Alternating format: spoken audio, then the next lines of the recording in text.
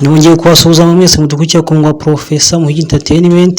Ni wa mwanya mwiza tubagezaho inzu, ibibanza, amasambu bihereye mu karere ka Bugesera byiza kandi bidahenze. Aha turi, iyi nzu mubona iri mu kagari ka Kagenge, ni muri Mayange ahitwa Gakindo mu isantere yaho. Ni inzu ya cadastre ituzuye neza, igeze nko kuri 80%.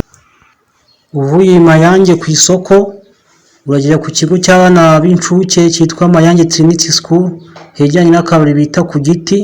Hanyuma tugere ku ruganda rw'imiceri n'urw'akawunga, arizo zino nyubako mubona. Hanyuma inzu yacu ikaba yegeranye n'iri bagiro ryo kwa Nyamvumba. Iriya nyubako nimo mbereka yo kwa Fande Nyamvumba ku ibagiro rye. Inyubako yacu rero ndi kuberekana iyi ngiyi yegeranye n'iyi yo kwa Nyamvumba, narimo mbereka mu kanya. Inzu yacu rero iri mu kibanza gifite ubuso metero kare 650. Irakoze, inyuma irakinze, inzugi iteye igipande, ifite ibyumba 5, ikagira salo na saramanje, ariko imbere ntabwo ipavomye. Inzu ni iyi ngiyi, ni nini. Iyi nzu rero ikaba inafite douche na toilette mu nzu imbere. Reka tuyizenguruke rero turebe no mu gikari cyayo uko hameze, ndetse n'amapariseri yayo ku mpande, kuko iri mu kibanza kinini kandi ikaba yubatsemo hagati. Ifite pariseri nyinshi ku ruhande, ushobora kwakamo izindi nzu ntoya ziringaniye, cyangwa se ugashyiramo amanexe akodeshwa y'ibyumba na salo by'umusoro cyangwa se amashambrete. Ibyo ni ibikorwa byose ushobora kuba byakorerwa muri kino kibanza kandi byose byunguka.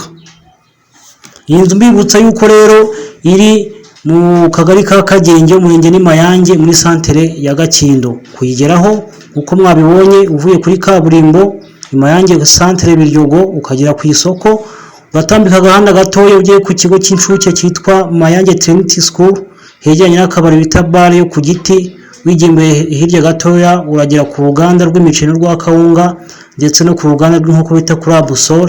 Ugahita metero 100 imbere gatoya ugahita ugera kuri iyi nyubako yacu. Aha ni mu gikari rero, kiriya ni igikoni.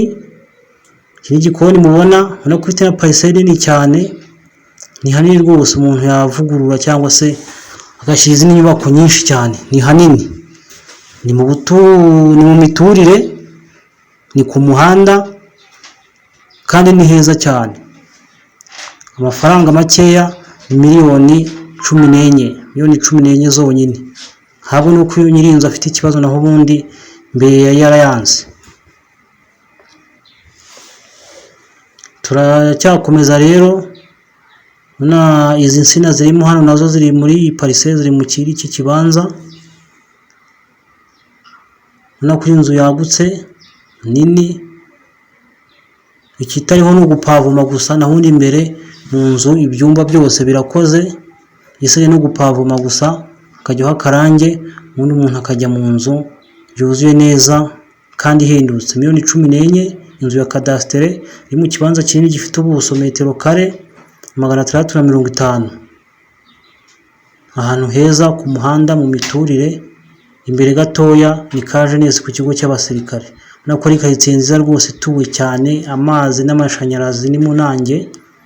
Ni ahantu heza umuntu ashobora kugura, wahita uhatura, wahavugurura, wahasubiza ku isoko hose, nta gihe umuntu gito wagira uramutse wiguriye ahangaha.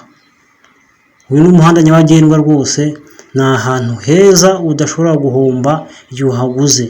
Wavuti ndahatura cyangwa se ukahasubiza ku isoko, nta gihombo na gito wagira.